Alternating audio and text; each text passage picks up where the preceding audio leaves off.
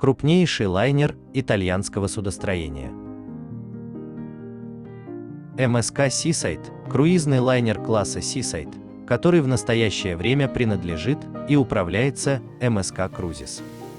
Стал крупнейшим круизным лайнером, когда-либо построенным итальянской судостроительной компанией Fincantieri, и 14-м по величине круизным лайнером в мире.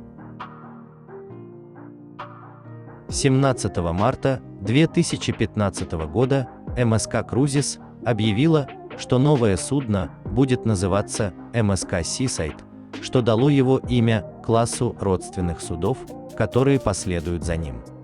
Также было объявлено, что он будет плавать круглый год из порт Майами в Карибское море. Строительство официально началось в 2015 году. 4 марта 2016 года была произведена его закладка, в ходе которой был заложен первый 550-тонный блок, положивший начало сборке корпуса.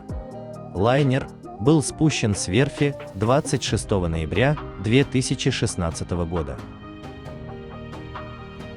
Официально вступил в строй 1 декабря 2017 года после выхода из Триеста в свой первый 22-дневный рейс в порт Майами для его крещения. Функции и помещения, включенные в Seaside, включают бассейны, аквапарк, 3 тематических ресторана, боулинг и театр. Лайнер отправился в свой первый 14-дневный круиз 23 декабря 2017 года из Майами в Виргинские острова, Багамы, Ямайку, Каймановые острова и остров Касумель. В период с 2017 по 2020 год совершал недельные маршруты в Карибское море из порта Майами. 17 ноября 2018 года 7 членов экипажа были арестованы в порт Майами. После того, как сотрудники таможни и пограничной службы обнаружили у них 7 килограммов кокаина и $100 000. По словам офицеров, члены экипажа были завербованы другим членом экипажа для контрабанды кокаина с Ямайки в Соединенные Штаты.